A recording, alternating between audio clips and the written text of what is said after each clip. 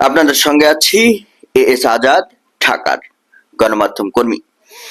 দেখুন, বাংলাদেশে বর্তমান অবস্থায় অন্তর্বর্তী সরকারের উপদেষ্টারা বিভিন্ন রাজনৈতিক দলের দিকে ঝুঁকছেন, এরকম একটা কথা কিন্তু উঠেছে।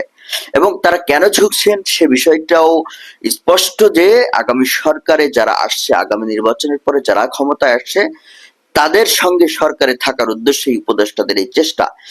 এ বিষয়ে কেউ কেউ উপদেষ্টাদের নাম প্রকাশ করেছেন, আবার কেউ কেউ নাম প্রকাশ করেননি। বিশেষ করে গুরুত্বপূর্ণ ছাত্র উপদেষ্টা যারা আছেন, প্লাস আরো প্রমিনেন্ট যেসব উপদেষ্টা আছেন, তাদের ব্যাপারে কথা উঠছে যে তারা আগামী যে সরকার ক্ষমতায় আসবে সেই সরকারেও তারা ক্ষমতায় থাকার জন্য প্রচেষ্টা চালাচ্ছে। এখন এ বিষয়ে একজন উপদেষ্টা কিন্তু মুখ খুলেছেন আমাদের, তিনি ডক্টর ফজলুল কবির খান। তিনি পোস্টে তিনি লিখেছেন যে প্রধান উপদেষ্টার সঙ্গে ৩ রাজনৈতিক দলের বৈঠকে উপদেষ্টাদের নিরপেক্ষতা নিয়ে প্রশ্ন উঠেছে, একটি দলের তালিকায় আমার নামও আছে। তিনি লিখছেন যে আত্মপক্ষ সমর্থনে শুধু এটুকুই বলা যায় যে আমি পক্ষপাত দুষ্ট চিন্তা করতে এবং সিদ্ধান্ত গ্রহণে অভ্যস্ত নই।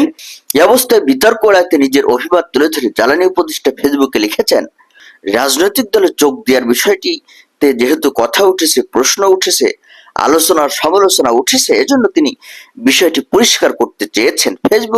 ফেসবুক পোস্টে তিনি লেখেন যে প্রশ্ন যেহেতু উঠেছে, নিষ্পত্তি করতে হবে অন্তর্বর্তীকালীন সরকারের প্রধান উপদেষ্টা বৃন্দ এবং বিশেষ সহকারী বৃন্দ, চুক্তিভিত্তিক নিয়োজিত সকল কর্মকর্তাদের কেউই পরবর্তী নির্বাচিত সরকারের, অর্থাৎ যে দলই সরকার গঠন করুক না কেন, কেউই কোনো লাভজনক পদে অংশ নিতে পারবে না।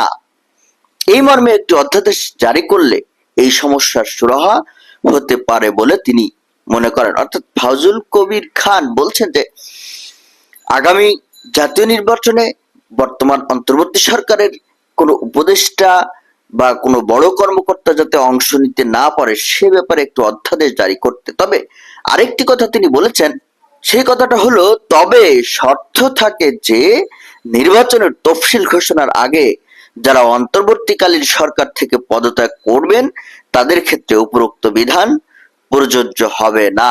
এটাই স্বাভাবিক। তফসিল ঘোষণার আগে যদি কোনো উপদেষ্টা সরকার থেকে পদত্যাগ করে তবে তার ক্ষেত্রে আগামী রাজনীতি তার জন্য খুলে যাবে, কারণ তিনি আর সরকারে থাকবেন না। আর